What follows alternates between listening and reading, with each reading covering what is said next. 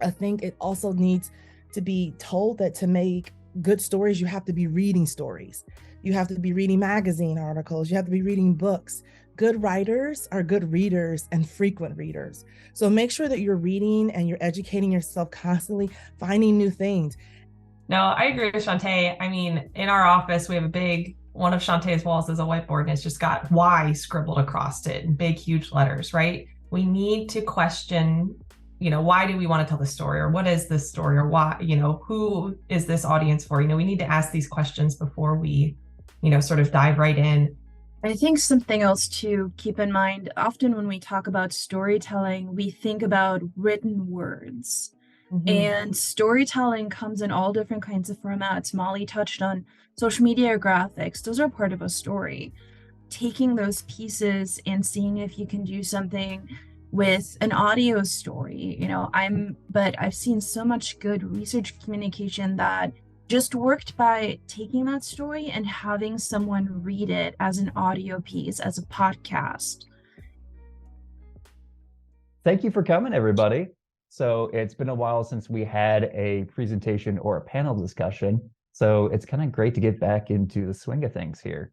So today, we're covering a topic that I really enjoy, and that's going to be storytelling and content writing. So today I have three very gracious guests who decided to join today. So I'm going to give a little time just to kind of like allow them to introduce themselves and go into their background just a little bit. So Shantae, do you want to go first? Yeah, I'll go first.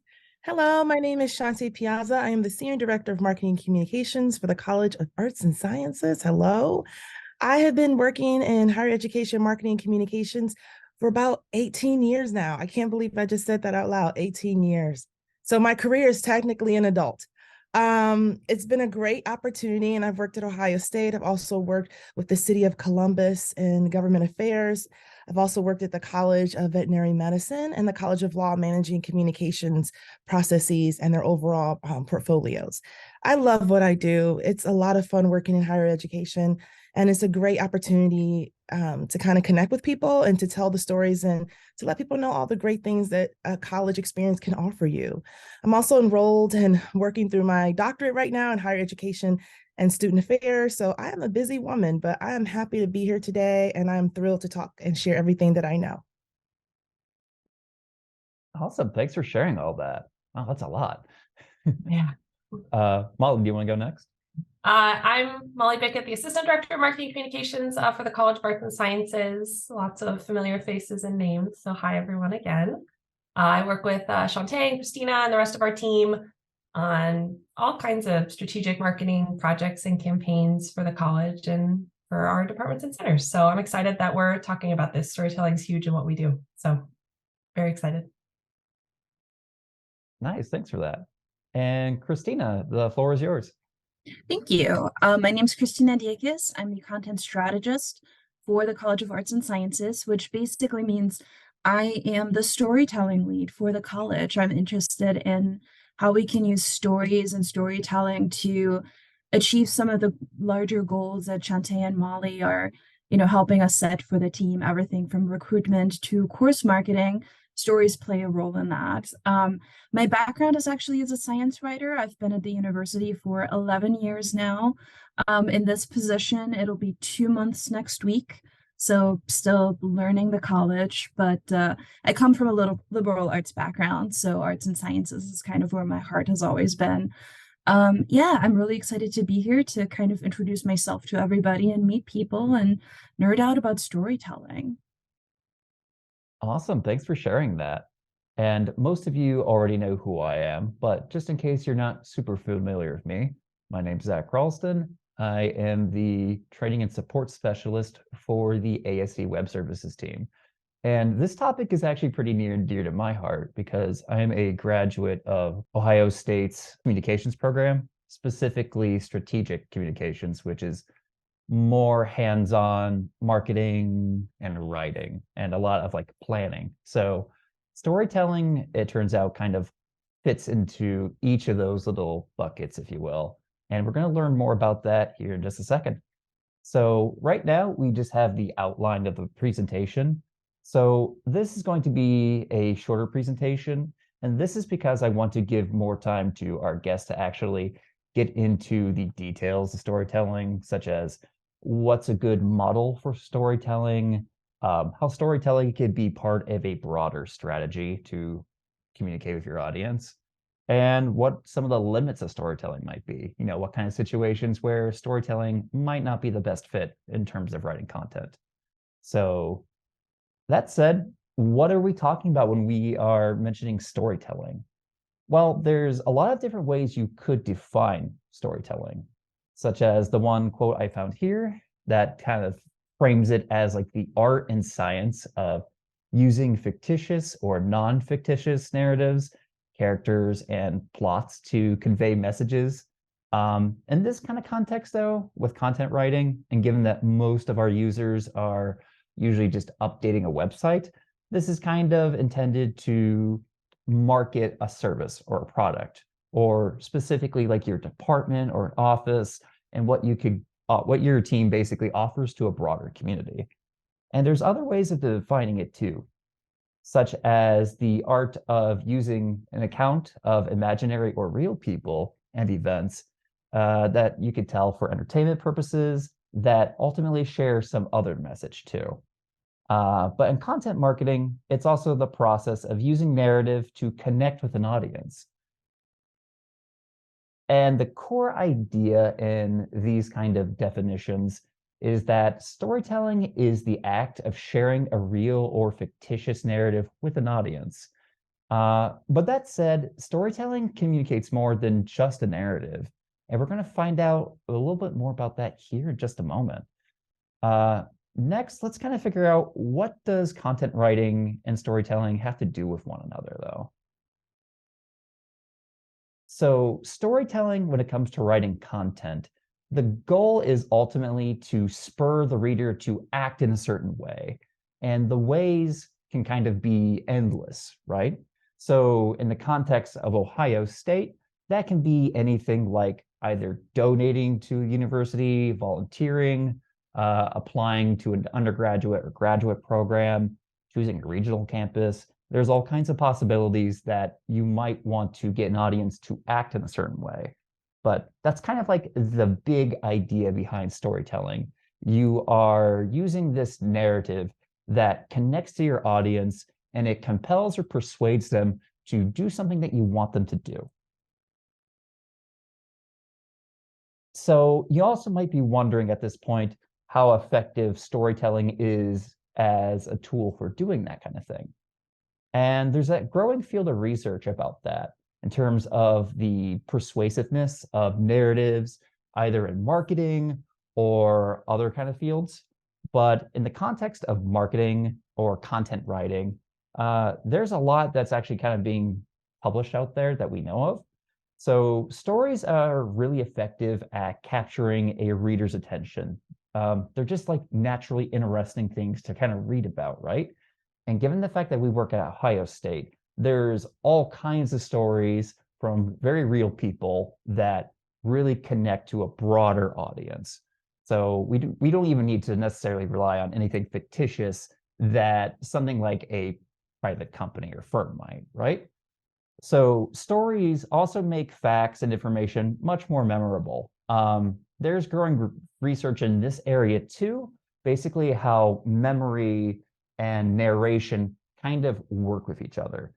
And yeah, there's growing evidence to suggest that this is actually a much more efficacious way of getting an audience to remember something if you tell it in the form of a story, because we tend to remember people, names, and other things like that better than we do facts and numbers.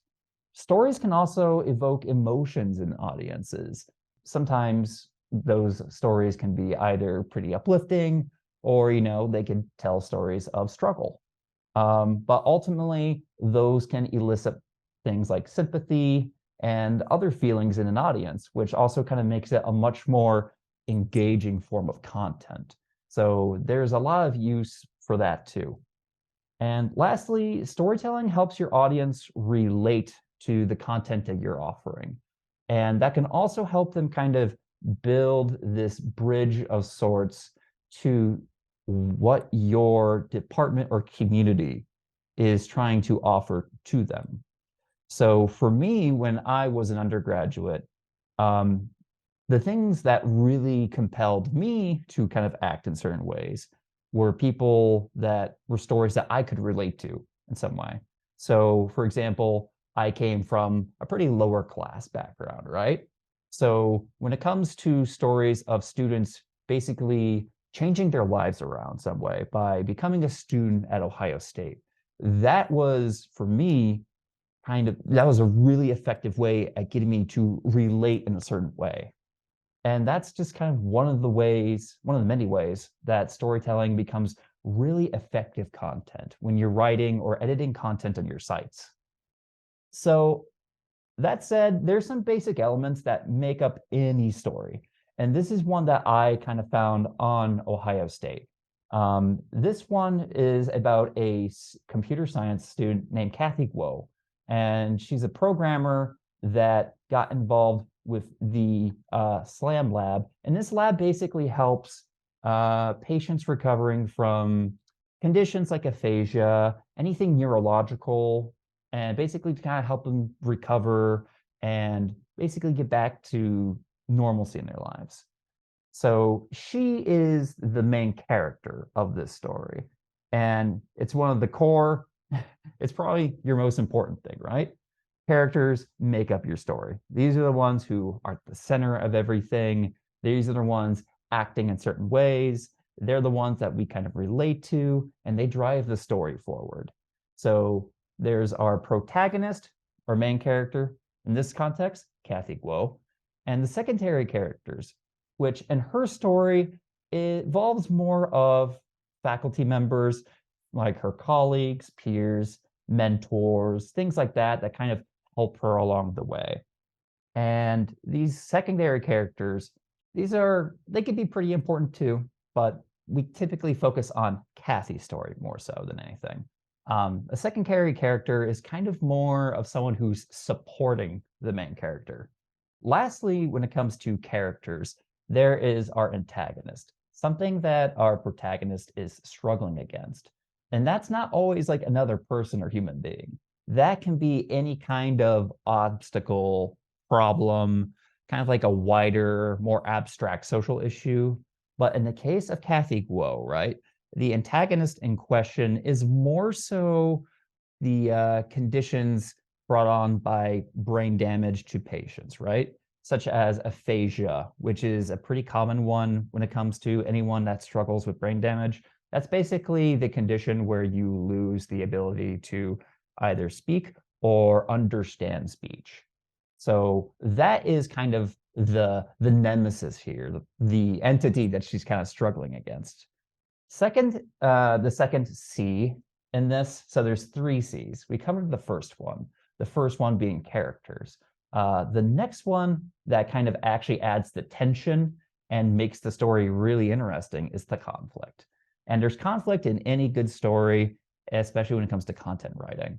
So this is like the struggle and the tension between protagonist, secondary characters, and the antagonist, which is the obstacle or some kind of crisis, right? And there's always, sometimes, not always, but sometimes there's more than one antagonist or conflict happening in a story at once. So in Kathy Guo's story, for example, she's struggling to help people suffering from conditions such as aphasia. However, there also is a secondary conflict in her story, which I've highlighted to the right here. So this also happens to be an issue that you'll see on the next slide here, that she struggles with financial and time constraints, right? As you'd expect, volunteering or working at a lab dedicated to speech and physical therapy is pretty time consuming. And if you have financial constraints, you might not have time to actually pursue those interests. So there's also that secondary conflict or struggle, which is against time and money constraints as well. So the third C is the climax of the story here. And this is where things are kind of brought to their peak and then their conclusion usually. And we'll understand more about climax here in just a little bit, since, like I said, stories tend to follow a certain pattern, right? Sometimes, and they kind of draw themselves out, and they can kind of reach like a peak in tension or struggle. So in Kathy Guo's case, the climax, there's actually 2 points of climax in her story. So first, the secondary climax is that she finds a way to overcome her time and her financial constraints, which she does so by receiving these 2 scholarships, the Provost and the CSE Moral Scholarship.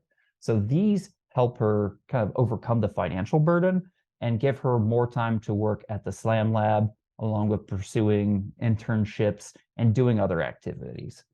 As for her main conflict, so the climax that she kind of reaches with that in her story. So in her case, she starts working on developing an app called Therapy, and this helps people suffering from aphasia. She's part of the aphasia team of this lab, so aphasia is Kathy's specialty, if you will. And given that she's a programmer, this is where her strong suit really is, and developing an app that can help in the recovery process from aphasia. And in her story, she actually starts to see through clinical trials that her app, Therapy, actually helps folks at a very astounding rate to recover from the conditions of aphasia. So this kind of like motivates her basically to think of her major and her career choice, not just as a programmer writing lines of code. She sees it at the end of her story, at the climax of this main conflict, as something that she can use to better the lives of other people in this very meaningful way. And I'm going to include links to other stories at Ohio State as well that are also really, really effective at basically producing this kind of content, something that we can relate to, something that we can connect with emotionally, and something that can maybe, hopefully, persuade an audience to act, such as enroll as a student, to kind of pursue these interests, to think about their choices in major in these kind of more meaningful ways, how they can basically not just enter a career that is just in it for the money, but also kind of like make a difference. So after this presentation and discussion, I'm going to include this PowerPoint that you can download in the Teams community. And that way you can access and find links to these stories as well. So we've covered basically what makes a good story, right? We kind of figure out what are the 3 C's, those 3 elements: character, conflict, and climax. We also kind of covered how effective storytelling can be in producing really compelling and interesting content for any website, given the fact that most of us work on websites. That's kind of like the medium we're working with, right? So yeah, I'm going to give the floor to Shantae, Molly, and Christina, and I'm going to ask a few questions. And I'm going to allow some time near the end, 10 till I think would be good, for a Q&A, because I would really like to give these folks basically ample time to kind of like sort through these topics and really kind of pick their brains on these things. So the very first topic I would kind of like to get to start off with, it covers models for storytelling. Basically, what provides a useful or good template to help build a compelling narrative when writing content. So to Shantae, Molly, and Christina, do you rely on any like templates for storytelling, like Hero's Journey and Freytag's Pyramid? If so, are there ones that you would like to recommend? And just for the audience sake, I'm going to kind of like show you a quick slide. This will also be included in the downloadable version of this presentation. Hero's Journey and Freytag's Pyramids reference 2 ways of storytelling. And as you can see, they look pretty complicated on their face, right? The Hero's Journey has 3 acts, but it has a lot of different little components here. from start to finish. And Freytag's pyramid is a little bit more straightforward, and it follows a bit of a pattern here, where it's not really necessarily an even triangle.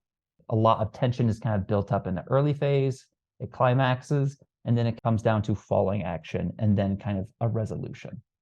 Now that we kind of cleared out what those are, the floor is all yours. Yeah, I think I read a lot of fantasy books in my free time, so the hero's journey is very near and dear to my heart. But I think sometimes it can look really intimidating to have all of those steps in there, especially most of us are writing these, 400 or 500 word stories for our websites, maybe a student profile. There's a lot of steps in that hero's journey to fit into 500 words. The pyramid works better, but the thing that as I was thinking about this question, was coming back to was a thing called the ABT model, which comes from a guy called Randy Olson, who talks a lot about science communication from a filmmaking perspective. And I can share a link to his website. There's some really good stuff on there. But ABT stands for and, but, therefore, and is essentially the and is kind of your exposition. You're introducing your character, or you're introducing kind of the status quo or the problem that you want to talk about. The but is kind of your plot twist. It's, something is happening to this character, or the status quo doesn't actually work anymore. Here's the problem. And then therefore is the solution. What does your character do? What does your researcher do to solve this problem? What new science are they doing? What new project is going on to help solve the conflict that we created? And I find that those 3 simple steps are really just a good structure for if you're writing for an academic audience. They're reasonably short stories, so they're easy to get people to read them. A lot of people don't read 1,000-word stories, but if it's like a web page, they're at least going to skim it. So using that kind of 3-step structure helps me really focus the story on what I want to get across to my audience. And I also think it's really approachable if you're maybe not super familiar with writing and you haven't been writing for a decade, plus like many of the writers on our team have. You can kind of start thinking of that story that way. And I think it's applicable to a whole lot of situations. I would agree, Christina. And also, when you're thinking about models you want to follow, sometimes you may not be able to use an exact model. So you have to think about, how am I going to frame this? For example, if you're doing some storytelling around admissions or recruitment, there are a few things that you want to make sure that story touches on. Why this major? Why this major at Ohio State? What am I going to do when I get here? How are you going to take care of me? And what have people done?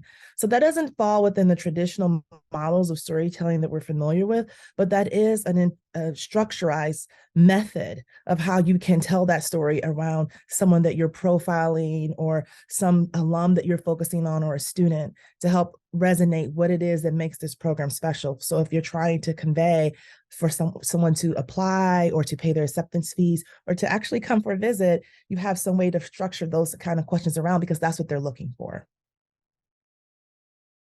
I would agree with that. We also will sometimes use like interview question guides, or like, have a similar list of questions to ask a person, depending on what audience they fall into. Oh, I'm talking to a current student. I want to ask them about their, what's going on, what's the story that I want to tell, but I also want to ask them about their experience at Ohio State.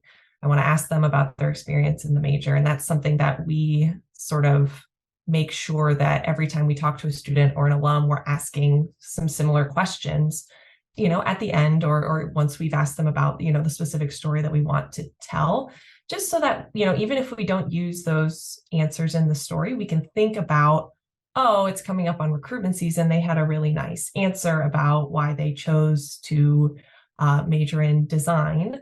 I can use that when I talk with prospective students or something like that. So it's all about sort of painting that bigger picture of what, for current students, what your experience will be like when you get to campus, For alums, the nostalgia or, keeping them engaged with what's going on, and just all about the sort of life cycle, right? So you take them from prospective students to current students to alums to, hopefully donors, and you're with them every step of that journey. So that's a lot of what we try to do, is paint those experiences and ask similar questions depending on who we're talking to, just so we can build up that bank. Yeah, those are really great points. I kind of really like the idea of thinking about your audience in terms of like the life cycle that they're going through, in terms of prospective student to eventually, hopefully, undergraduate, graduate, and then later, again, hopefully, alum, things like that. Is there anything we could probably maybe add to that? Or is there anything you would like to maybe expound on that front? I think one of the other audiences that we probably all want to think about as Ohio State employees is our community outside of Ohio State. We're part of Columbus, we're part of the state. I worked with extension educators for a long time, so a lot of times we would have conversations with people who had nothing to do with Ohio State. But we had information or solutions to problems that they were presenting. So if you're not necessarily doing recruitment or, alumni relations, there is another audience out there that is actually really interested in what Ohio State can do for them, even if they never came here or they never like made a donation. Yeah, I could see the point there too. So we talked about, or rather, I've talked about all the great, wonderful things and advantages of storytelling when it comes to writing content and connecting to an audience. What ways do you think it kind of falls short, though? What are some of the areas that it's not so effective in? Or what are the situations, or what kind of content do you think that maybe other forms of writing would take precedence over storytelling? Yeah, I think one of the limitations with storytelling is that figuring out what story is worth being told, and where and how. Sometimes everyone gets bombarded with, this will be a great story. This is a great story. That's a great story. But what are we actually writing about? What do you think people want to read about? If we had a meeting, would we want to write about that as a story? Maybe not. Maybe it's not exactly the right place, but maybe a social post would be a more appropriate place for something like that. Also, figuring out the stories don't have to always be told in an editorial format on a website. I think we've gotten ourselves into this tradition of thinking that stories need to live on websites in a written format or in a magazine, but you can use your social media to tell stories. You can use the meetings that you have with prospective students or when you do presentations to tell stories. Your dean can use them when he's talking about the college or its impact to tell stories. It's nice to have a small little bank of stories you can go to reiterate points and to emphasize key strategies that the university or the college are moving or advancing on. I think one of the things that what storytelling does has some limitations with is being careful not to fall into tropes of how we describe people and backgrounds.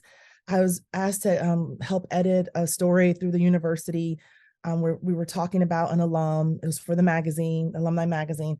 And when we were talking about them, we talked a lot about their poverty and their upbringing. That is a part of their identity. It is not their sole identity. And you can't blame the writer essentially for that, because that's the way that we've been telling stories a lot. They like to talk a lot about someone coming from humble beginnings and then they're rising to this greatness. But that's a small grain of sand in the overall beach of all the great things that they've done. We want to be careful how we frame things. I was editing another story for the magazine. Sometimes they call on you to help edit. And they were talking about some siblings who went to Ohio State. They just did amazing things with their degrees, and they placed a heavy focus on the poverty of their neighborhood. So sometimes in limitations, we have to think about what is it that we're framing this as? Yes, that's a part of their story, but do we want to always lead with that as it being the focus of who they are? I think sometimes it's very tempting to kind of weigh into that because we want to make people the hero and we want to show their great success in their climb. But sometimes we can actually be hurting people when we do that, and we hurt the way that we feature and highlight them as well. I think sometimes another thing is skill set and ability. So it takes practice, and being patient with yourself and being kind with yourself. It's not easy and it's hard and it gets frustrating at times. Even if you've been doing it for 15, 20, 25 years, you're always going to be challenged by something. That's why I love it. But being patient with yourself and don't give up. So keep practicing. And also, if there is that limitation of skill set, work with colleagues and get feedback like we're doing now on this forum. That helps out a lot. Another limitation with storytelling is that I think it also needs to be told that to make good stories, you have to be reading stories. You have to be reading magazine articles. You have to be reading books. Good writers are good readers and frequent readers. So make sure that you're reading and you're educating yourself constantly, finding new things. And I'm going to even say this, looking outside of the Ohio State scarlet and gray haze to find inspiration in other stories. How are other universities telling stories? How are other institutions approaching their alumni success themes and stuff like that? So looking at other ways that people tell stories in other industries as well.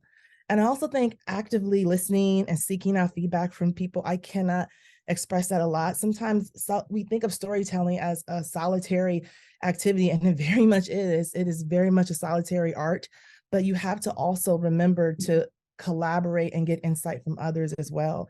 I think also time and resources can be a limitation for us. Raise your hand if you're busy. We all are. Sometimes we're like, yeah, Molly has too. Yes, yes, yes. We are all busy. So you get these things and people come to you and say, oh, this would be great for a story. Can we write a story? You have to sometimes stop and say, okay, is this a story? It's almost like those little maps when we were kids. If it's this, go there. If it's yes, proceed. Okay, this is a story. This is a good idea. When's the timeline? Do I have time to do this? Okay, I don't have time to do this. Could we do a small blurb announcement on the website? And then I follow up with something more substantial in a week or two after I get my quotes and I figure out my angle and I can actually dive into it. Because then it takes care of the immediate need of announcing the news, but then you get the chance to actually write something that you feel like special about, you feel good about that you created, and something that's more strategic. So in terms of limitations with storytelling, sometimes there's external obstacles. So we do have time commitments. We do have inability of having the good stories that we want to tell. Another thing I think also is a limitation is not having, as I said before, enough quote unquote good stories. Go out there, let people know you're looking for them. Read anything you get your hands on. Some of the story ideas I find through other newsletters at the university, where someone mentioned an arts and science alum or a student in a little snippet of a story. And I'm like, this young lady is working with the community and she's doing some interesting stuff.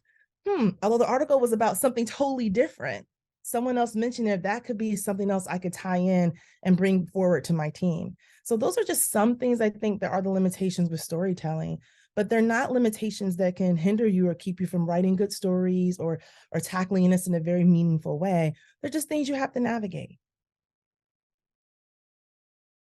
Wow, that was brilliant. Thank you for, there's so many things I wish I could just kind of dig into and just explore myself.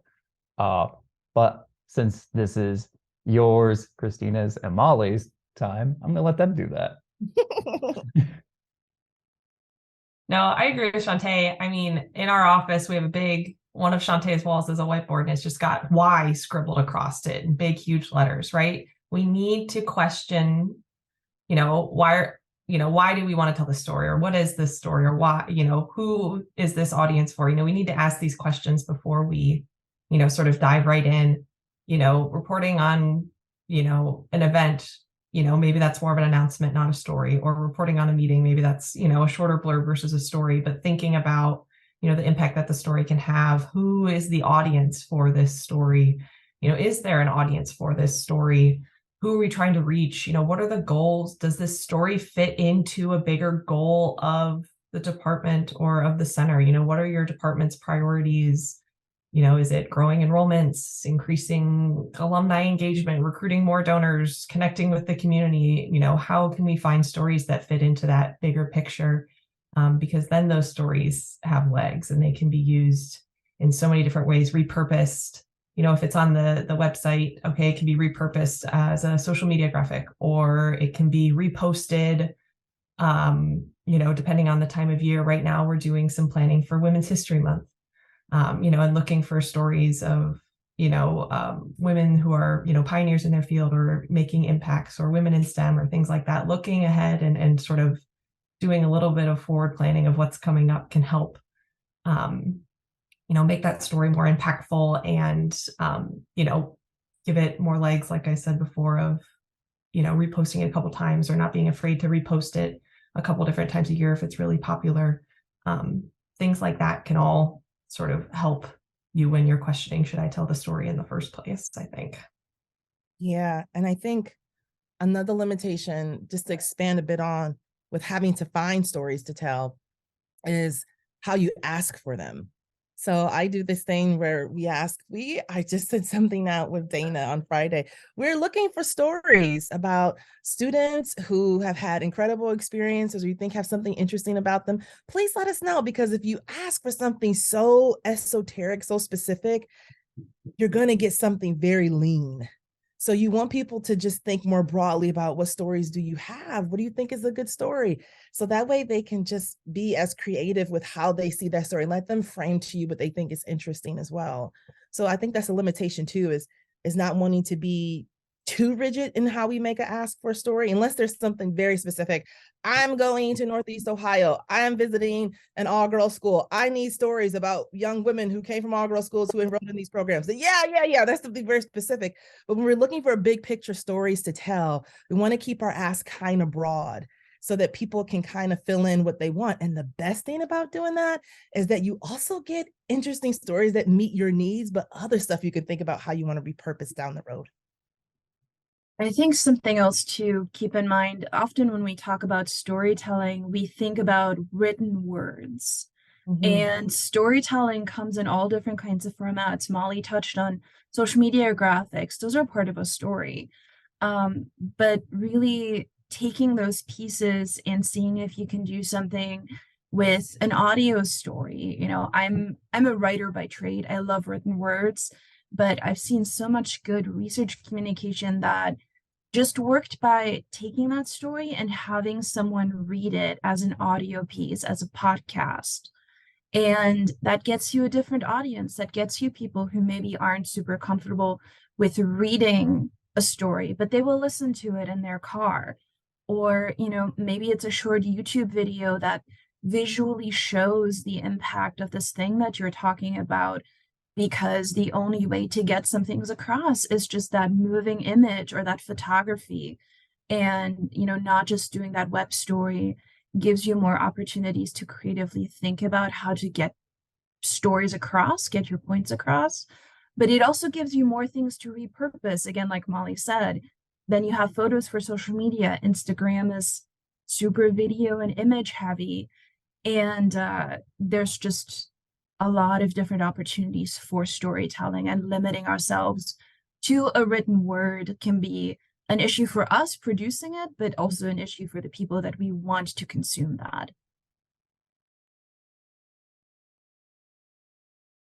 Wow, yeah, those are all really, really brilliant contributions to that. Well, yeah, Gabe. So I'm looking at you in the chat. So you tell me what's great about your students.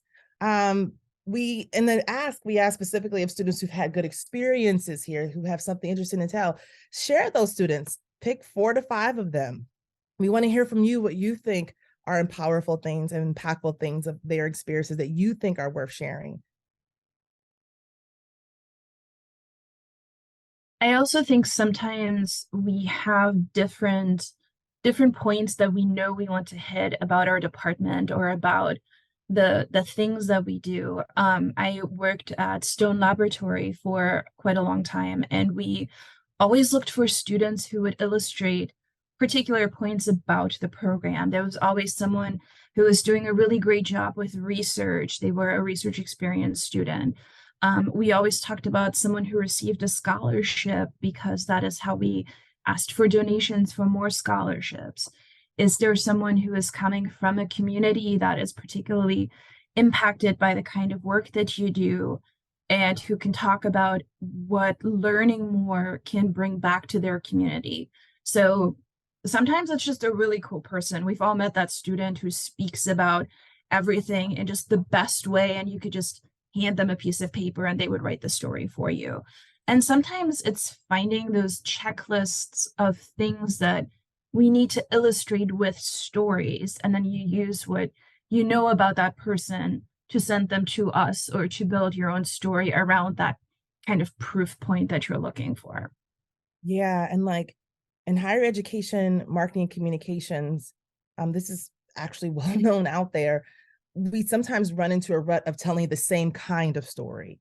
So that's why that ask is so open, because if we're only profiling students who have the highest GPAs, who are involved in 10 million things, they're saving the rainforest, they're inventing vaccines to cancer, all before their 10 o'clock class, and they have their own company. We focus a lot on a certain profile of a student, and we want to be careful not to do that.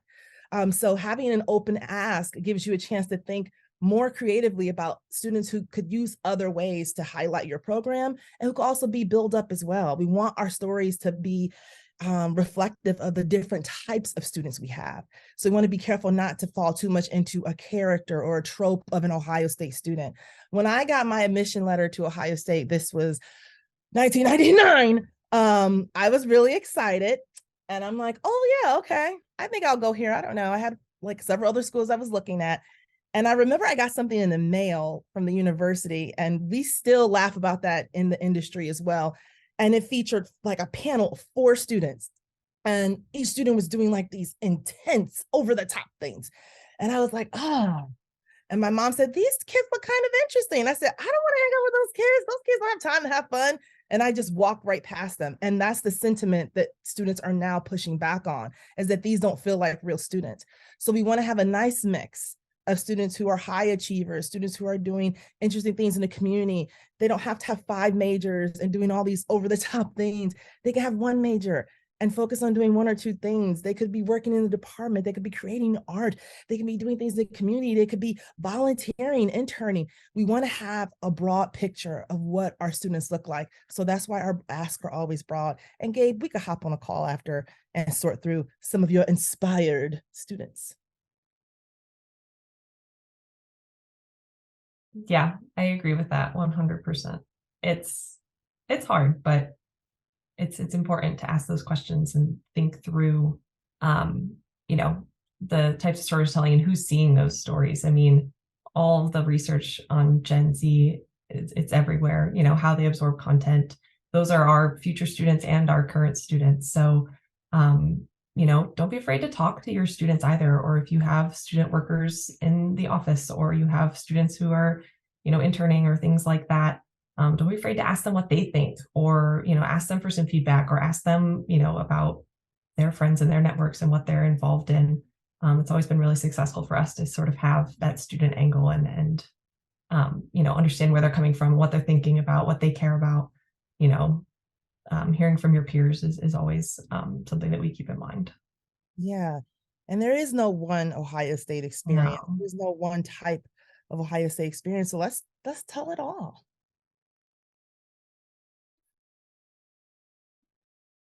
Wow, that was a very fantastic discussion. Yeah, a lot of what you covered kind of already covered this third point here, right? About storytelling in terms of being part of like a broader strategy. Mhm. If there's anything you would like to add to that, feel free. Yeah. Alternatively, if you think maybe the final talking point below might be more your interest, you know, what do you want the audience to walk away with when they think about storytelling and preparing content for an audience? Yeah, I'll leave that to you. Yeah, I think one of the things I also want to include with strategy is, what kind of stories do you want to tell? I always tell people, make a list of 3 to 4 big picture themes that you're trying to focus on, that you want to convey. Do you want stories that educate and inform others about what you do? Do you want stories that serve as essentially proof points of your efforts and initiatives? Do you want stories that inspire action or foster a connection with your audiences? Do you want stories don't just have to happen, like we said, in editorial form on a website? They can be images, they could be quotes, they could be things you say in your presentation. But stories should also support your strategic plan and your overall mission and what you're trying to do. And I always tell people stories need to be in sync. So when you write things, okay, so we put it on the website, and this happens a lot. It's not just at Ohio State, it happens in our industry. These amazing stories go to the website and all this hard work, and they go there and they just die. So, so think about, okay, when can we retell this story?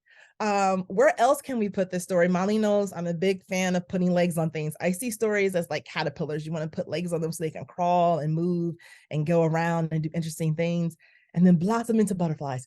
But you want to put legs on things. You want to make sure that your stories are featured in multiple places. One cool thing we did at a place I worked previously is we would take our stories and we would take the audio from the interviews, and we would take the really good sound bites from the interviews, and we would take them and put them on social as an audio file. And so it would be like maybe a snippet of an interview there, and we would use that snippet to promote the story. So maybe the alum said something really cool or really like, oh, what are they talking about? And you could say, read the rest of the story and find out how Molly is doing amazing things in Marcom with Christina, and maybe have a snippet of them talking.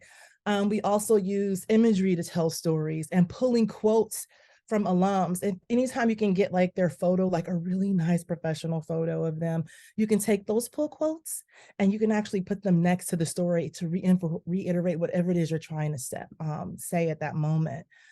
Where is it going to be featured? Where don't we want it to be featured? Again, what's your why? How does this story help to advance what we're doing, and what is it providing for us, and what is it providing for the student as well, or the alum? How do we position or frame this story? When can we retell this story? So if you have something cool that's happening with someone that you're featuring, and then you have an identity focused month coming up, like Black History Month or Hispanic Awareness Month, or Asian American Pacific Islander Month, if someone meets that identity, self-identified in that capacity, is it something we could retell at that time? Or are they doing something really good that they're changing the community, or they're helping to transform people's lives? That might be a good story to retell around November, October, giving season. That's when people are thinking about community. They're in a good spirit. Ooh, I want to donate money. I want to feel connected to something. So thinking about when you tell those stories, do you have a story about someone who has done amazing things here as a student, or went on to do amazing things as an alum? That'd be really good for yield season, which is what we're in the middle of it right now.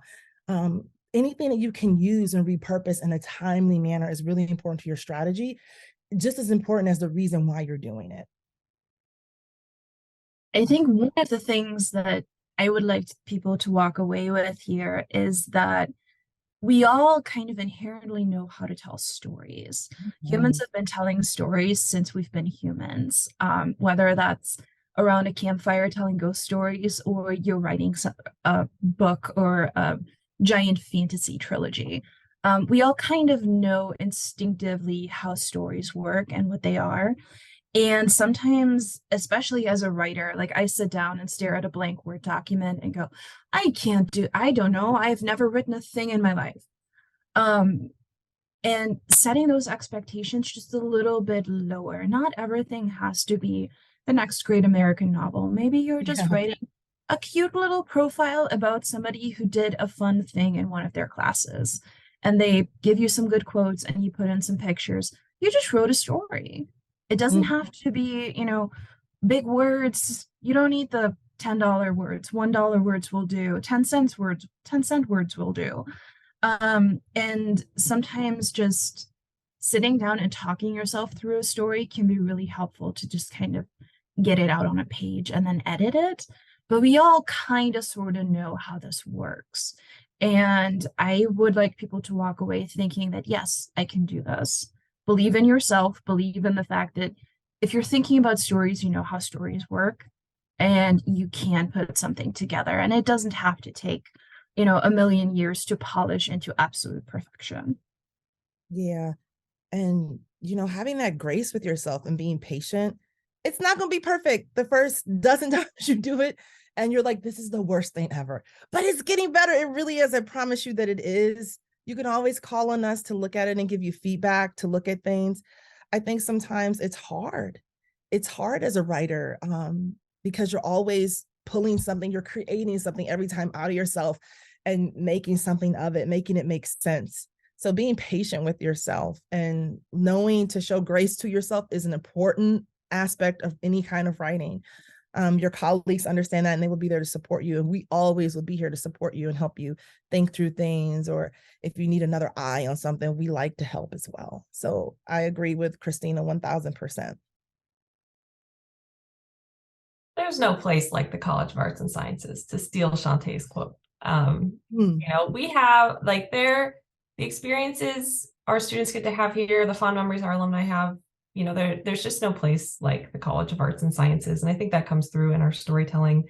There's no shortages of stories to tell, no shortage of people doing really cool things. And it's just an exciting opportunity we have in front of us to tell all these amazing stories. There's no typical arts and sciences student, just like there's no typical Ohio State student. And it's just really exciting that we all get to be a part of it, I think. Oh, Diane has a question. How do you recommend using positive framing and narratives without it becoming too much of a puff piece about Ohio State, i.e. feeling too Oh, Diane, yes, that can happen. Okay, I have a couple things that you could do. Number one, think when you write it, take a step back and look at it. If it feels like it's an infomercial, and when I say that, I mean like, because of Ohio State, she was able to do these things. Maybe pulling that aspect out and focusing more on what they were able to do. Like we all know they're here at Ohio State. We all know that this is why we're writing about them. They're benefiting from the resources and the faculty and the staff and the community that we have. So without being too sugar-coated, one thing you can do is maybe just focus on the student and what they did and their story or the alum, and Ohio State steps in the background. Because then that way we focus on them. This is their thing, this is what they're doing. She's doing this. To learn more about what Sally is doing on the Near East Side, visit this website. And to learn more about her major, you can visit the department website at da-da-da-da-da-da-da. So I think making sure you put Ohio State in the background and bringing the story, the focus of your story in the foreground where they get all the shine and they get all the focus is one of the ways to keep it from being sugar-coated. I remember, where was I? I was reading something and we were editing for a magazine maybe 3 years ago, and we were all looking at it. It was one of the alumni issues, and it was the first draft of something. And by the way, your first draft will always be not the best. So be kind to yourself. It's not supposed to be the best draft. But we were looking at it and we all said, it feels like an infomercial. And these were seasoned writers who've been doing it for 18, 25 years. And we giggled about it, but then we went to work and it took a team of us to kind of fix it up. So that's where your team and your collaboration comes from, Diane. So if you feel that you've got something and you're like, I like what I did, but it feels like a little bit of an infomercial because of Ohio State, she's doing all these great things, then come find us and we can work together to find ways to kind of fix it. There isn't a one-all strategy, but there is a definite approach you can take to how you would alleviate that issue. And Gabe, it looks like you have some other questions. You and I should probably have a conversation. And tips and shortcuts do you have? I would like to learn a little bit more about your particular situation. So let's try to set up a call to talk through that, because we are running out of time.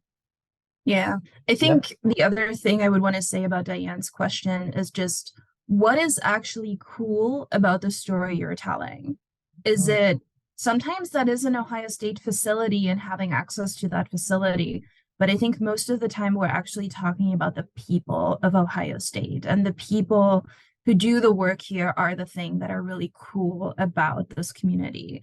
And focusing on that is how I usually get away from that kind of puff piece, sugar-coated feeling. It can be tempting sometimes to use those phrases that we see in a lot of the, marketing pieces that we get. And that I'm not a huge fan of doing that. I think having that natural voice of just, this is really cool and I want to tell you about it, that is the piece to me that always makes the writing really convincing. That is the piece that the students are actually going to believe. I think Molly was the one who referenced hearing from their peers. Like, nobody is going to say, what was that old slogan, but for Ohio State? They're going to say, talk to me about this really cool class that I took. And then you talk about it. I think those are really the pieces that I try to focus on when I'm writing those pieces. And just that what is cool about this is sort of that central question there.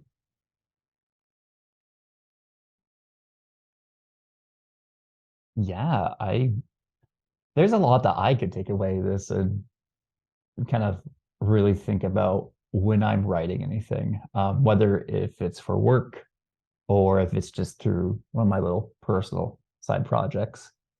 Um, that was a very, very brilliant discussion. Wow. I wish I had more time to kind of give to just ask more questions or just have you all, just kind of expound even more. But as you did notice, we are kind of running out on time here. Yeah, I think the Q&A, I think you guys kind of organically navigated into that yourselves. I want to be respectful of everyone's time here. So I will let you decide, if you want to wrap up here or if you would like to maybe take a little extra time to answer audience questions. But yeah, I think we covered a lot of amazing ground either way. So do you have any kind of like last thoughts, or do you feel like this is a good place to kind of wrap things up? Just be brave. Don't be afraid to be creative and reach out to us if you have any questions. We're here to help. Thank you so very much for taking your time and being here today.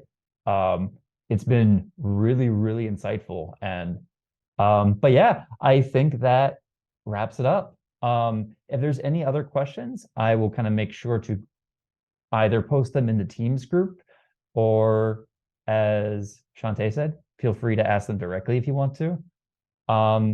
Yeah, this was a fantastic conversation. Again, thank you so much for being here. Um, I'm going to edit this conversation and I will upload it to YouTube and I will make it available for anyone who did not get to see it live. So there will be that posted as well. I'm also going to share the PowerPoint presentation as well, if it's something that anyone would like to just have for reference too. So once again, thank you so much to Shantae, Molly, and Christina for taking the time to be here and share a lot of the great insights. Thanks for having Thanks for us. having us.